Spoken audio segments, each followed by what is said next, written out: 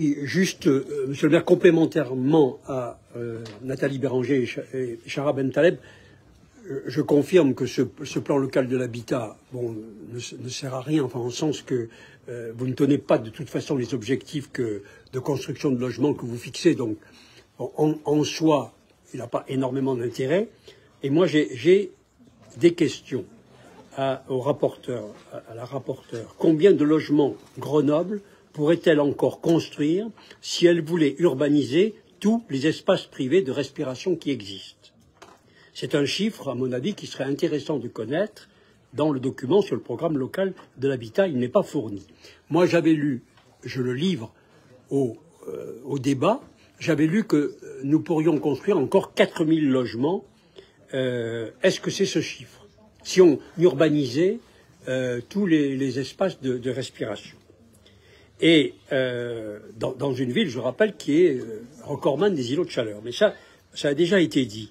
Et moi, ce que je voudrais savoir, c'est si ce chiffre est exact ou si un autre est exact, comment vous conciliez l'objectif qu'a fixé Éric Piolle de passer de 25 à 30% de logements sociaux dans la ville, avec X logements à construire. Si c'est 4000, ça veut dire que si on veut passer à 30% de logements sociaux, ces 4000 doivent être à 100% sociaux. Sinon, on n'atteint pas les 30%. Ou alors vous allez m'expliquer comment. Moi, je suis prêt. Je suis toujours intéressé de comprendre des choses que je ne comprends pas. Je suis assez modeste. Donc, ça m'intéresse. Ensuite, cela a été dit par Nathalie Béranger à l'instant, il faut toujours rappeler qu'il y a environ 6000 ou 7000 demandeurs de logement qui veulent quitter leur logement social actuel, parce qu'ils ne sont pas satisfaits du quartier dans lequel ils habitent, ou, pour partie, la décohabitation, mais beaucoup pas satisfaits. Or, on leur construit des quartiers qui ressemblent aux quartiers qu'ils veulent quitter. Donc, ça ne correspond pas. Ensuite, on s'est félicité des normes que vous créez. Moi, je ne m'en félicite pas.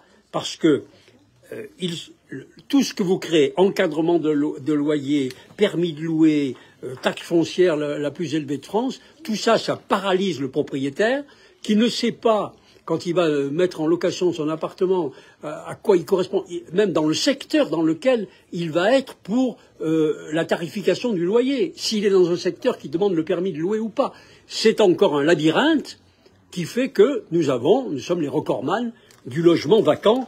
On vous le doit quand même. Vous devez avoir une petite responsabilité là-dedans. Quatrième problème, je pense que dans le plan local de l'habitat et dans le logement, on mélange le logement et l'hébergement d'urgence. Il y a deux choses très différentes. Le logement, c'est une chose, l'hébergement d'urgence, c'en est une autre. Or, comme vous lancez des appels à l'hébergement inconditionnel, au logement inconditionnel, vous attirez des populations que vous n'êtes pas en capacité de loger, et donc vous les logez dans les quartiers difficiles, en particulier dans les quartiers politiques de la ville, et donc vous ghettoisez ces quartiers par cet appel parce que vous leur faites supporter le logement d'urgence, l'hébergement d'urgence. Et donc là, c'est une confusion qui aboutit à une situation qui aggrave, nous le savons, nous le voyons tous, la situation des quartiers. Voilà ce que moi je voulais simplement dire. Donc moi je pense qu'il faut dire la vérité. Qu'est-ce qu'on peut construire dans Grenoble dans les années qui viennent compte tenu du foncier disponible? Est-ce qu'on veut urbaniser tous les espaces de respiration restants? Combien de logements ça va faire? Est-ce qu'on veut 30% de logements sociaux, c'est-à-dire ça veut dire 100% des logements à construire qui doivent être sociaux? Et est-ce qu'on ne peut pas enfin cesser de lancer des appels à l'arrivée dans Grenoble pour l'hébergement d'urgence, sachant qu'on ne peut pas le satisfaire? Voilà. Moi, je pense que c'est à ces questions-là qu'il faudrait répondre. Moi, je pense, comme l'a dit Chara Ben Taleb, nous vous appelons à changer de paradigme afin de prendre en compte les aspirations des Grenoblois à vivre dans un cadre de vie qui soit de qualité, apaisé, aéré et équilibré, qui est un cadre que nous leur devons.